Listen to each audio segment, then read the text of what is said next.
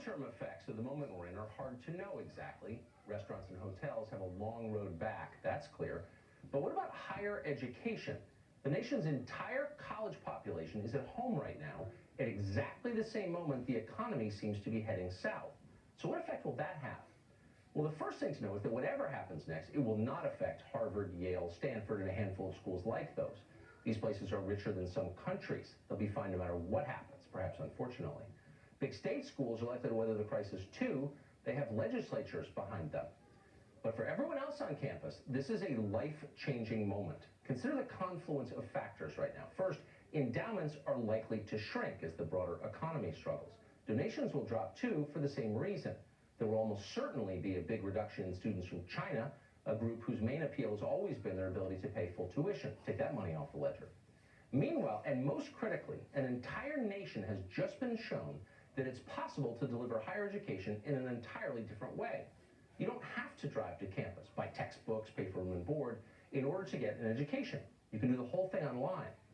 Now, this fact won't change everyone's behavior. Affluent families will continue on as they always have. 250 grand to send your kids off with their friends to have fun for 4 years? To people who can afford it, that's not such a bad deal. It's cheaper than 4 years of touring Europe, which is what our ruling class used to do. But let's say you're not rich. Maybe you make 120 grand a year. That's high enough to disqualify you from most need-based aid at most schools. But it's low enough that paying $30 or $40 or $50,000 a year in tuition hurts a lot. If you're paying full tuition, and many people at that income level are, that means you could be assuming hundreds of thousands of dollars in debt to send a single child to college. Every child. Imagine you've got 3 kids. Some of you watching don't need to imagine that because that's you. Suddenly, an online education doesn't sound so crazy. Your kids won't like it as much. Hanging around a fraternity is a lot more fun than studying on a computer screen. But so what? And actually, is that a downside? You might start thinking about that. You might also begin to wonder what a college degree is worth these days. An engineering degree from, say, Caltech will always have value. Medical school or law school might be worth it under some circumstances. But a communications degree from a mid-tier liberal arts school? Totally and utterly worthless. Maybe less than worthless since it signifies such obvious mediocrity. Colleges know all this, of course. They know their value. They've been bleeding the middle class dry for decades, and they're self-aware enough to realize it. And that is why Washington is swarming with higher ed lobbyists, so that Congress will keep funding this charade as long as possible. Well, the impossible may have just arrived. The charade is exposed. Stanford University just kicked students off campus and moved its operations online. That's happening in a lot of places, but here's the amazing part. Stanford, along with Harvard and some other schools like them, has already announced that students will not get a single cent discounted from their tuition, despite being denied everything that makes an expensive college expensive. Even more insulting and baffling, really, Stanford students aren't even being fully refunded rent for the dorm rooms they were kicked out of. Keep in mind that Stanford has a $27 billion endowment. They could afford to do this for their kids. They just don't want to, because they're pampered and arrogant and indifferent to the suffering of others. As noted, Stanford and Harvard and Yale and Princeton all have enough cachet to get away with things like this, but other schools don't. Unless they change radically, a lot of these places are likely to go under in coming years. There's not enough federal bailout money in the Treasury to save every pointless university in a bad recession.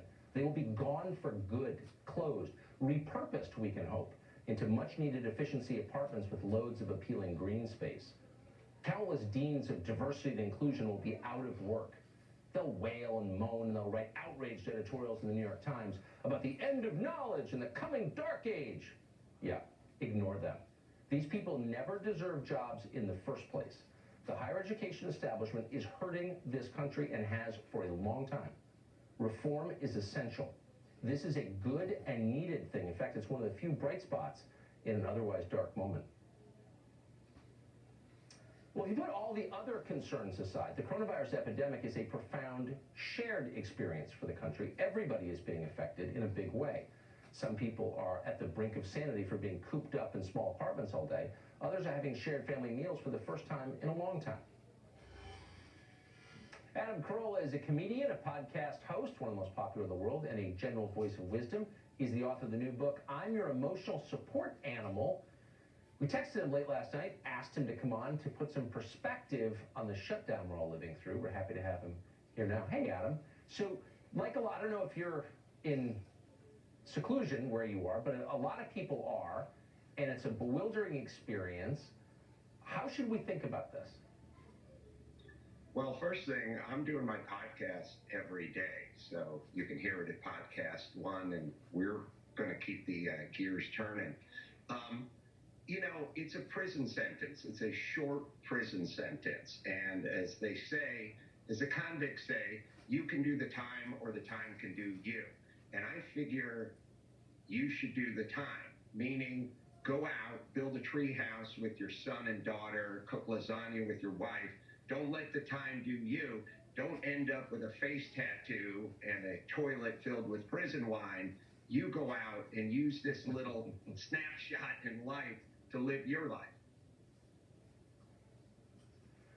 People are finding that hard, and I'm not criticizing or judging, but it's so different. I mean, people seem like they're struggling with the, being confined and being solitary. Yeah, well, I have a sort of philosophy, which is when has change, and I'll just say this to all your viewers, in your life, when has change really been bad, big picture? The girlfriend that dumped you, the boyfriend that dumped you, the boss that fired you. But when you look back after a couple of years, immediately it's bad. Like right now it's bad. In a month it might still be bad. But in 2 years, I think you look at these little changes in life as a good thing. That's the time you learn to play Stratego with your 9-year-old son. Whatever it is, yeah. I think philosophically, change is always good. Even negative change is good with time. Huh. So what are the changes you're looking forward to? Well, I think just getting off of the treadmill of life. I think we're all sort of funneled toward this treadmill, and I know you feel it, I feel it, we all feel it. You have to make hay while the sun shines. This is a time just to reflect, literally just some quiet time. It's like forced meditation for those of us without a yogi. I talked to Kevin Bacon on my podcast the other day. He said he and his wife did a crossword. Oh no, they did a puzzle, like a 5,000-piece puzzle. And he said, for the first time ever, my wife, they've been married for 33 years. My wife said, let's do a puzzle together. Would that ever happen? That's amazing. So what do you think we're going to learn now that we're forced to take a pause, get off the treadmill, experience a little silence? I think we're going to learn something about ourselves. Hopefully we're going to learn that it's not all about the bottom line. Hopefully we're going to learn that family is more important than your savings account. They're both important, but I think we have a chance to stop and reprioritize and shift just a little bit. Huh. You think people will do that? I mean, that would require getting off Netflix, though, too, right? Well, again, do you want to do the time or do you want the time to do you? We really all have to look at this as a small window. We're almost in prison. You want to come out with a great novel or you want to come out with a venereal disease? So those are your choices, the great novel or the venereal disease. I actually think what you said is about the most hopeful thing I have heard, and I mean that, since this all began, and I knew that you would put it in perspective for us. Adam Carolla, thank you very much for that. Have a great second. Thanks, Doctor. Well, there are an awful lot of claims